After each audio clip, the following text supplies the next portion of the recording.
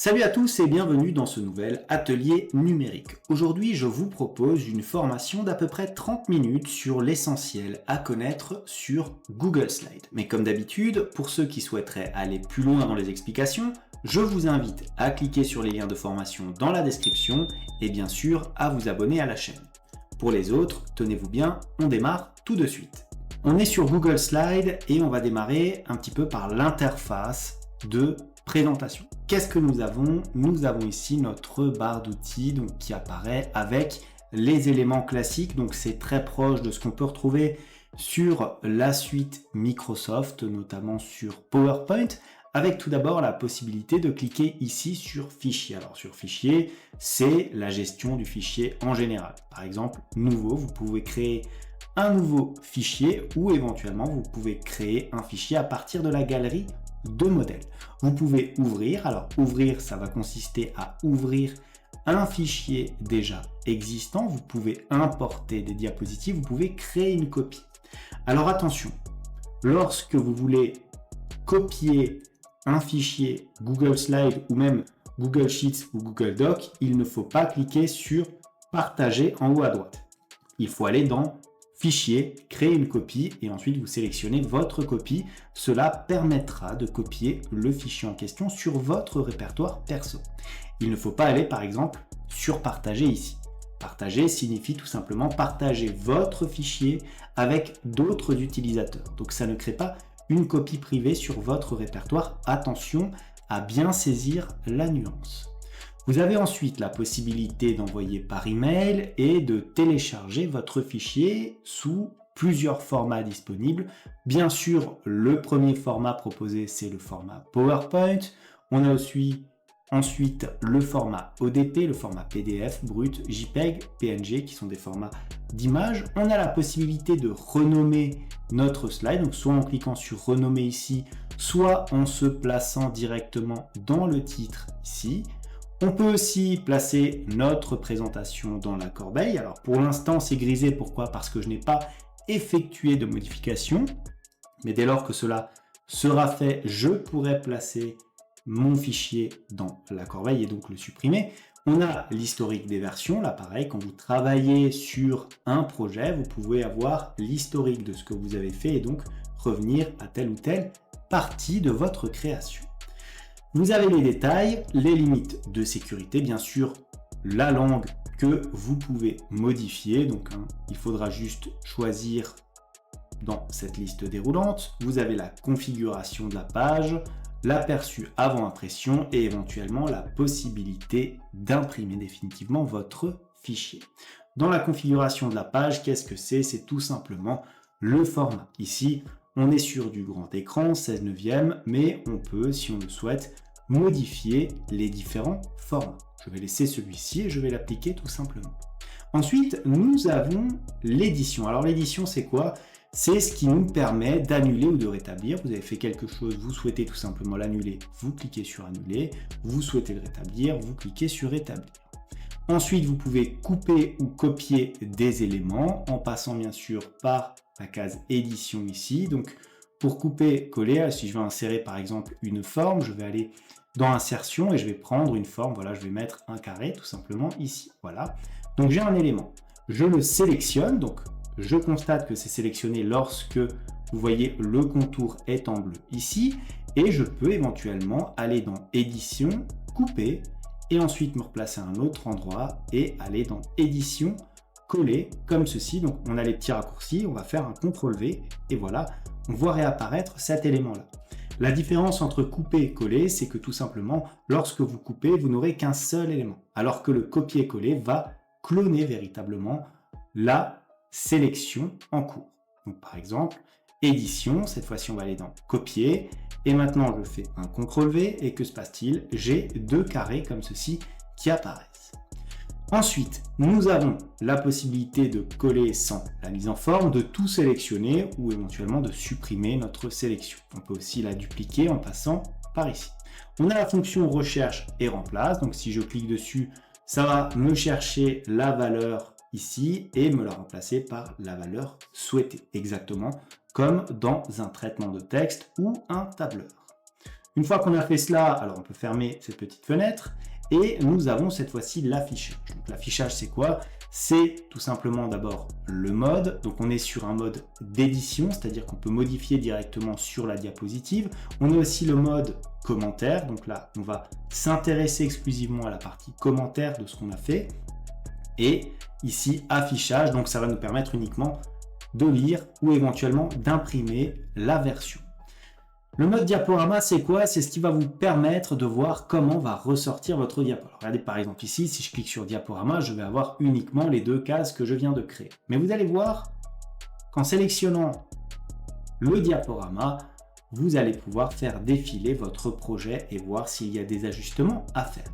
Vous pouvez faire des animations. Alors, les animations, c'est ce qu'il y aura entre deux diapositives et générer des thèmes. Vous pouvez aussi mettre des commentaires, les masquer ou les développer, activer différents modes tels que la grille ou éventuellement afficher la règle qui se situe ici au-dessus de ma présentation. On a différents guides que nous pouvons là encore afficher. On peut aligner les éléments, utiliser des pointeurs directs. Ici, regardez, quand vous avez bien sûr un petit V à côté d'un élément, cela veut dire que cet élément-là est activé et apparaît sur votre barre d'outils tout simplement. Vous avez ensuite des possibilités d'affichage ici comme le plein écran ou éventuellement ajuster le zoom sur votre diapositive. Maintenant pour tout ce qui est insertion, alors là ça va être très large.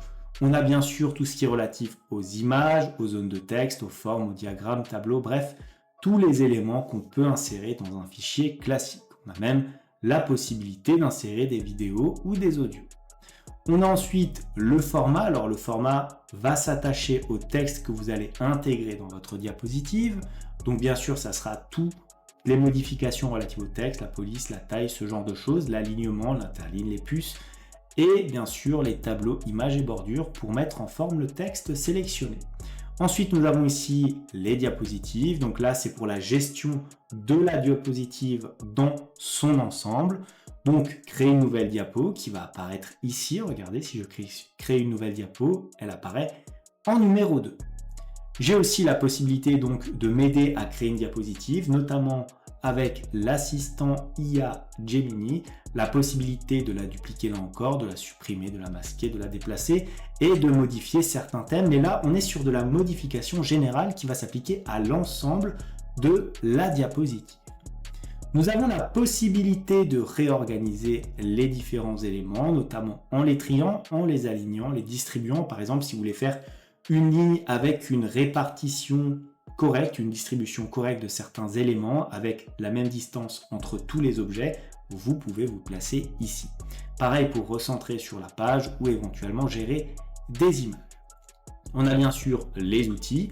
Alors les outils, c'est ce qui va vous aider à peaufiner votre diapositive, notamment en vérifiant l'orthographe, en associant certains objets, en utilisant ici la partie dictionnaire et avoir d'autres éléments ici un petit peu plus textuels. Enfin, vous avez la possibilité d'intégrer des extensions, donc plusieurs modules complémentaires qui peuvent être téléchargés dans le répertoire Google tout simplement, ou éventuellement de créer un script afin d'automatiser certaines tâches de votre projet.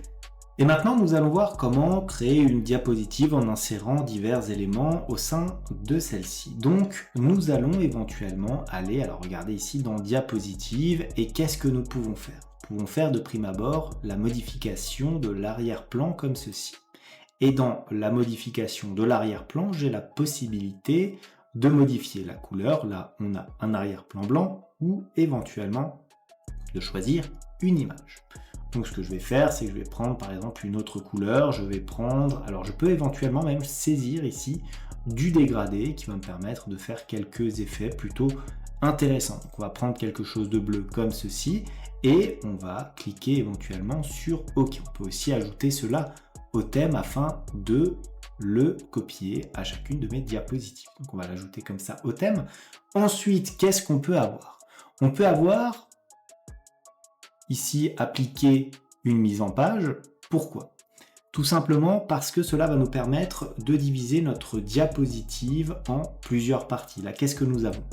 Nous avons une zone de texte ici, généralement pour le titre, pour la présentation, et une autre zone ici pour un sous-titre. Mais par exemple, si je souhaite tout simplement ajouter d'autres éléments ou modifier la configuration de ma diapositive, je vais faire quoi? Je vais appliquer une mise en page bien spécifique pour avoir d'autres éléments. Donc ici, comme il s'agit de la première diapositive, je vais uniquement mettre un titre. Donc, je vais mettre par exemple ma présentation, comme ceci. Bien sûr, les éléments de texte sont là encore modifiables. Je peux sélectionner mon texte ici et modifier avec les éléments que nous avons ici. Donc de la même façon, bien sûr, qu'avec l'ensemble des logiciels de traitement de texte que vous connaissez sûrement très bien. Je peux augmenter la taille de la police de cette façon-là, alors soit en cliquant sur le petit plus, le petit moins, ou en tapant directement une taille de police ici. Par exemple, si je mets du 80, voilà, je peux le faire de cette façon-là. Je peux modifier, si je le souhaite, le type de police. Par exemple, prendre cette police-là, tout simplement pour changer un petit peu. Maintenant, qu'est-ce que j'ai? Je peux prendre du gras afin de mettre ma présentation en gras. Je peux la mettre en italique, en souligné, modifier éventuellement la couleur, bien sûr, de mon texte, mettre par exemple du rouge si je le souhaite, ou éventuellement du blanc comme ceci. Je peux, alors je vais remettre en noir tout ça, voilà. Je peux surligner si je le souhaite certains éléments, bien entendu, insérer un lien et surtout aligner. Alignement, c'est quelque chose d'essentiel au niveau de votre présentation. Là, qu'est-ce qu'on constate? Par rapport au cadre, on constate que mon texte est aligné de façon horizontale. Il semble y avoir bien sûr le même espace à gauche qu'à droite. Et c'est ce que nous pouvons observer ici dans l'alignement. Nous sommes surcentrés. Donc on a centré de façon horizontale. Mais maintenant, nous devons aussi centrer de façon verticale. Donc pour ce faire, je vais cliquer ici au milieu et cela a centré mon élément de texte au sein de ma zone de texte ici. Une fois qu'on a fait ça, bien sûr, on peut modifier d'autres éléments, comme la modification par exemple de l'interligne et espace entre les différents paragraphes, et on pourra par la suite ajouter une liste de puces. Et ensuite, qu'est-ce que nous allons avoir? Nous allons avoir la possibilité d'intégrer des éléments et de remplir, si on le souhaite, cette deuxième partie. On peut mettre par exemple, l'atelier numérique. De cette façon-là. Alors, je vous encourage généralement à sélectionner les mêmes types de police pour votre document. Ça fait toujours un petit peu plus sérieux. Voilà, donc on va prendre comme ça. Et ce que je peux faire, c'est par exemple mettre ce texte, si je le souhaite, en gras. Et bien entendu, je peux éventuellement faire quoi? Je peux modifier là encore la couleur de mon texte pour homogénéiser un petit peu tout ça. Maintenant, une fois que j'ai fait ça, c'est tout simplement ma diapo de présentation. C'est la diapo 1. Mais si je souhaite ajouter une autre diapo, qu'est-ce que je vais faire? Je vais aller éventuellement dans diapositive et je vais cliquer sur nouvelle diapositive puisque nous sommes ici dans la présentation. Maintenant, je vais aller dans cette zone-là. Alors, qu'est-ce qu'on a? De façon très classique, on a deux zones. La première zone pour ajouter un titre et la seconde zone pour ajouter du texte. Nous pouvons modifier cela en passant bien sûr par diapositive et on peut, si on le souhaite, appliquer là une mise en forme. Donc qu'est-ce qu'on peut prendre? Je vais choisir d'insérer une image. Pour ce faire, je vais plutôt prendre peut-être quelque chose comme cela. Voilà, par exemple, ajouter du texte ou ajouter par exemple une image, ça peut être très bien. Et je peux donc taper mon profil comme ceci. Donc mon profil, pourquoi? Parce que je vais intégrer tout simplement une photo ici à droite. À noter que j'aurais pu sélectionner bien sûr une autre disposition de diapositive si je le souhaitais. Là encore, je vais modifier la police d'écriture. Voilà, je vais prendre du comique comme cela. Je vais mettre tout ça en gras. Je vais rien mettre ici. Et par contre, dans cette zone-là, qu'est-ce que je vais faire? Alors, à noter, bien sûr, que la zone de texte, comme ça, je peux la sélectionner et je peux la modifier. Regardez, je peux même, si je le souhaite, modifier la taille de ma zone de texte. Je peux le faire sur l'ensemble des zones. Ça reste, bien sûr, des objets modifiables que vous pouvez déplacer comme ceci. Si vous souhaitez annuler, bien sûr, l'action, vous allez dans Édition, Annuler. Donc là, c'est ma zone de texte et regardez ce que je peux faire. Je peux par exemple, si je le souhaite, la supprimer tout simplement. Je peux faire pareil ici, je peux sélectionner cette zone de texte là et cliquer là encore sur supprimer. Maintenant, je peux bien sûr insérer différents objets et je vais par exemple aller dans insertion. Et au niveau de l'insertion, je vais sélectionner depuis mon ordinateur et je vais prendre par exemple cette photo-là. Elle est donc insérée au sein de mon projet. Et attention, maintenant, je me dois de l'ajuster. Donc, vous pouvez l'ajuster de cette façon-là, mais voyez, ça donne un effet un petit peu écrasé. C'est pas forcément ce qu'il y a de mieux. Donc, ce que je vous encourage à faire, c'est de modifier la taille en passant ici par les diagonales afin de garder, bien entendu, exactement les mêmes proportions au sein de votre image, ce qui peut être plutôt intéressant, voilà, comme ceci. Donc, vous avez votre image que vous pouvez placer un petit peu là où vous le souhaitez finalement. Vous avez bien sûr les options de mise en forme donc, qui sont ici. Attention, pour les faire apparaître, il faut que vous ayez la sélection de votre objet. Vous voyez, si je clique autre part, je n'ai plus la possibilité de modifier manuellement les options de mon image. Donc je reclique ici sur mon image. Alors bien sûr, j'ai la possibilité de remplacer l'image ou éventuellement de la réinitialiser ou de masquer l'image. Alors réinitialiser, c'est tout simplement rétablir l'image telle qu'elle était lors de son importation. Je clique bien sûr sur option de mise en forme et qu'est-ce que j'ai? J'ai la possibilité de modifier la taille et la rotation. C'est-à-dire tout simplement ce que je fais à la main en sélectionnant ici les petits curseurs. Je peux le faire si je le souhaite de façon totalement manuelle en sélectionnant la largeur souhaitée, la hauteur souhaitée, en modifiant si je le souhaite l'échelle de largeur et l'échelle de hauteur. Ça c'est plutôt intéressant parce que ça permet de garder les mêmes proportions, de verrouiller les proportions. Donc ça va laisser cette image de cette façon-là. On peut la faire pivoter, donc soit manuellement avec un angle bien précis, soit à 90 degrés de cette façon-là, ou éventuellement de la faire pivoter de façon horizontale, voire même verticale. Je vais refermer ce cadre-là, je vais passer au second. La position en haut à gauche, on a ici la position en X ou la position en Y. Vous voyez, lorsque je déplace mon image, automatiquement, j'ai la position en X et la position en Y qui changent et qui ne sont plus les mêmes comme ceci. Voilà, on modifie et on le passe ici tout simplement. Alors, position X, Y, qu'est-ce que c'est? Souvenez-vous de vos cours de trigonométrie. Position X, c'est tout simplement l'axe horizontal et la position Y, c'est l'axe vertical comme ceci. Vous pouvez donc les modifier. On a la possibilité d'effectuer une nouvelle coloration, donc ça c'est de la modification d'image relativement classique et très très basique. D'ailleurs, si je veux mettre un petit effet, je peux éventuellement mettre ma photo comme ceci, de façon grisâtre. Alors attention, c'est pas ma photo personnelle, c'est une photo de Canva, donc n'allez pas me chercher sur internet avec cette image-là, vous ne me trouverez pas. Donc ensuite, on a bien sûr d'autres éléments que les nuances de gris. Et on a, alors je vais refermer ça là encore, on a les différents réglages. Là, c'est vraiment des réglages d'image pour améliorer un petit peu ce que vous pouvez avoir en termes de présentation. Donc on va avoir l'opacité qui va être modifiée ici, la luminosité aussi, hop, je vais laisser comme c'était, la luminosité. Voilà, donc vous pouvez modifier, vous pouvez jouer un petit peu avec tous ces curseurs là.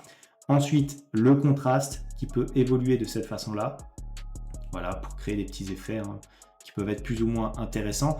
Si ça ne vous plaît pas, vous pouvez tout simplement cliquer sur réinitialiser, ça reviendra à la version de base. Ensuite, vous avez les ombres projetées que vous pouvez éventuellement utiliser sur votre image comme ceci, donc afin de modifier certains éléments, vous allez modifier l'opacité, l'angle, la distance, le rayon du flou, voilà, tous ces éléments que vous pouvez donc ajuster. Et enfin, bien sûr, vous avez les reflets. Alors les reflets, est-ce qu'on le laisse? Vous voyez, c'est ce type de reflet qu'on peut mettre pour ajouter un petit effet à vos diapositives. Là encore, on peut modifier, regardez, l'opacité de notre reflet, comme ceci. On peut modifier la distance si on le souhaite, de cette façon-là, ou éventuellement même la taille, voilà, de notre reflet. Je vais fermer cet élément. Et maintenant, le texte alternatif, c'est un texte qu'on peut donc ajouter, lu par les lecteurs d'écran pour les personnes pouvant avoir des difficultés à voir votre contenu. Donc c'est des éléments qu'on va ajouter plutôt à la fin de la création de notre présentation. À présent, en plus de voir comment insérer des images, nous allons voir comment insérer des formes quelconques. Donc nous sommes sur une nouvelle diapositive avec juste un fond. Vous avez remarqué qu'il n'y a pas de disposition et pas d'objet quelconque intégré à cette diapositive. Donc pour intégrer des objets, là encore, nous allons aller dans Insertion et on a la possibilité d'intégrer des formes ici, mais aussi des zones de texte. Ça peut être assez intéressant, plutôt que d'avoir une certaine disposition, de créer finalement votre environnement vous-même. Donc on peut aller dans zone de texte comme ceci, et vous voyez que notre curseur devient une croix qu'on peut donc comme ceci déplacer afin de créer une zone de texte bien précise au sein de notre document. Donc notre zone de texte, on peut la mettre là où on le souhaite. Je peux l'appeler par exemple zone de texte, tout simplement comme ceci. Voilà, regardez, c'est notre zone. Bien sûr, nous pouvons modifier des éléments comme notamment la position de la forme, mais aussi la position du texte. Bien sûr, pour modifier cela, il faut que vous ayez sélectionné votre forme ici. Donc pour modifier la forme, je peux, si je le souhaite, bien sûr, faire bouger les curseurs dans ce sens-là, éventuellement sur les côtés comme ceci, ou au niveau des différentes diagonales.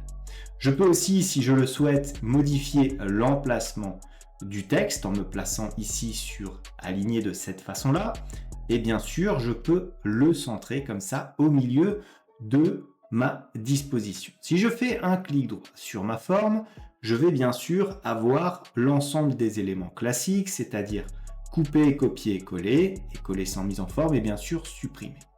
On peut modifier le texte, alors soit en cliquant sur modifier texte, soit en double-cliquant tout simplement au milieu de la forme. Je retourne ici, je fais tout simplement mon petit clic droit afin de resélectionner ma forme. Je peux avoir ici le texte alternatif, je peux faire pivoter ma forme de cette façon-là. C'est plutôt intéressant pour avoir un pivotage direct à 90 degrés plutôt que de le faire manuellement. Et cet outil relativement intéressant, c'est bien sûr le centrage au niveau de la page. Donc on peut le centrer horizontalement comme ceci et on peut le centrer bien sûr, vous l'avez vu, de façon verticale comme ceci. Donc avoir vraiment notre texte au milieu de notre page.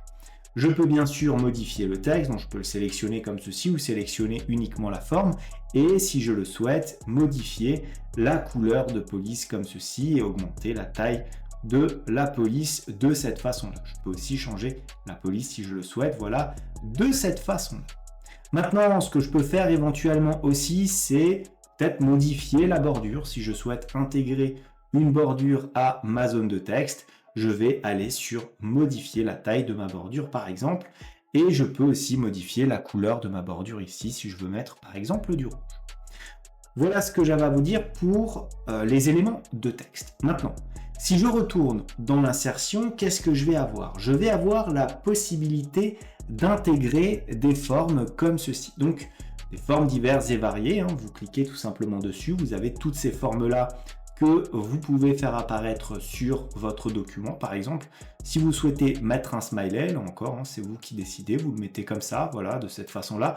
Vous pouvez faire bouger certains éléments. Alors bien sûr, les éléments classiques, c'est-à-dire les petits carrés bleus que vous voyez ici, donc au niveau de la diagonale, au niveau des différents côtés, et aussi regardez le petit losange orange au niveau de la bouche de notre smiley ici, qu'on peut faire se déplacer, regardez, pour modifier tout simplement le sourire du smiley. Alors, en fonction des formes, vous allez avoir des possibilités de personnalisation qui vous seront donc offertes donc de cette manière-là.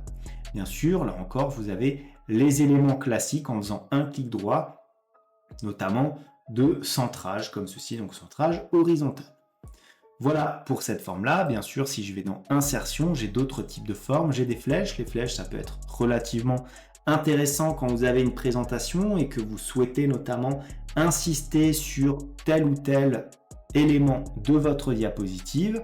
Donc vous prenez une flèche comme ceci, là encore vous la tracez de cette façon-là, voilà. Et qu'est-ce qu'on peut avoir? Regardez, hop, on peut tout simplement la faire pivoter si on sélectionne cet élément-là, voilà, de façon très simple. Et si je sélectionne bien sûr cette forme-là, je vais avoir les options de mise en forme tout en haut à droite. Vous avez noté que je peux aussi saisir du texte au niveau de ma flèche. Je vais mettre ici. Voilà, de cette façon-là. Là encore, je vais pouvoir modifier aussi le style de mon texte si je le souhaite. Je peux cliquer sur les options de mise en forme. Les options de mise en forme sont rattachées à chacune de mes formes et plus généralement à chacun de mes objets. Je vais pouvoir modifier donc la taille et la rotation. Je vous avoue que je le fais de façon manuelle en général. Je peux modifier la position de cette façon-là, donc modifiant éventuellement les éléments. Vous voyez, je peux le faire déplacer comme ceci, donc bien sûr, au niveau des axes X et de l'axe Y. Ensuite, on peut ajuster le texte de cette façon-là, donc avec la mise en retrait. On peut modifier certains éléments ici. On peut ensuite avoir des ombres projetées, qui peut être relativement intéressant lorsqu'on travaille sur des effets visuels. Vous voyez la petite ombre qu'il y a derrière ma flèche. On peut aussi avoir des reflets comme ceci, voilà, donc une double flèche, pas forcément très intéressant. Alors bien sûr, si vous ne voulez pas l'effet, décochez la petite case ici. Et enfin, les options de texte alternatif ici, qu'on peut donc insérer sur notre forme.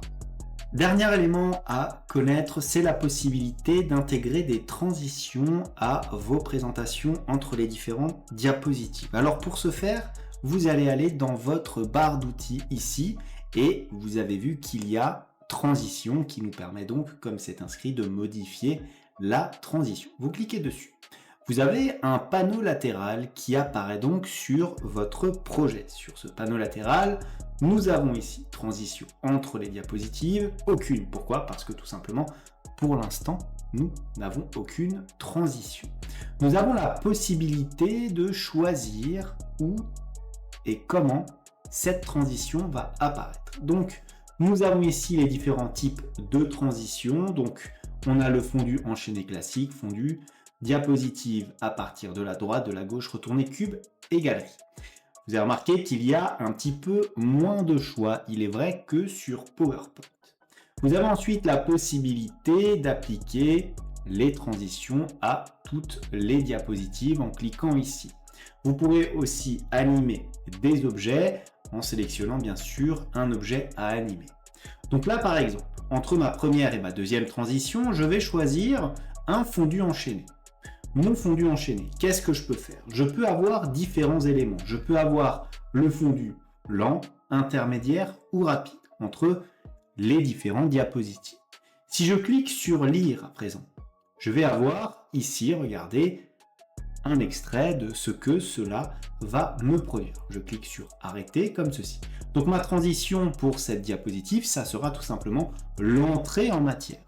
Maintenant, si je me place sur la deuxième diapositive, qu'est-ce que je constate? Je constate qu'il n'y a aucune transition ici. Pourquoi? Parce que lorsque j'ai créé ma première transition, je n'ai pas cliqué ici sur appliquer à toutes les diapositives.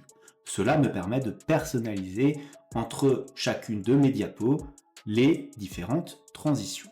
Donc je suis sur la diapo numéro 2 et cette fois-ci je vais sélectionner quoi? Je vais sélectionner par exemple diapositive à partir de la droite, comme ceci. Là encore, j'ai la possibilité de faire varier le rythme. Rythme lent, intermédiaire ou rapide. Si je clique sur lire, je vais avoir un extrait de ce que cela va faire. Vous voyez comment on est passé de la première à la seconde diapositive. Je clique sur arrêter. À présent, je peux par exemple sélectionner un objet. Je vais sélectionner mon image ici. Et je peux là aussi affecter une animation pour cet objet-là.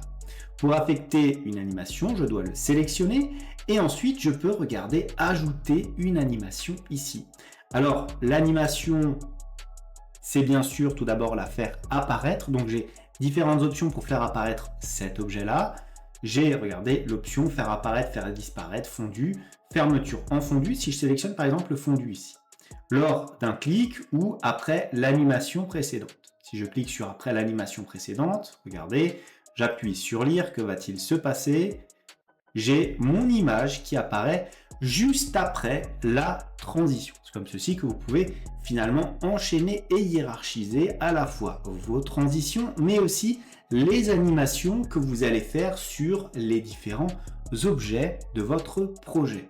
Bien sûr, si je souhaite supprimer tout simplement l'animation rattachée à un de mes objets, vous voyez, je l'ai ici et je peux tout simplement la supprimer en cliquant sur la petite corbeille. Voilà donc comment vous pouvez personnaliser, animer et créer des transitions sur l'ensemble de votre projet. Voilà ce que j'avais à vous dire pour la présentation et cette petite formation sur Google Slides. Comme d'habitude, si cette vidéo vous a plu, n'hésitez pas à la liker, à la commenter, à vous abonner à la chaîne si ça n'est pas encore fait. Moi, je vous dis merci et à bientôt pour une nouvelle vidéo.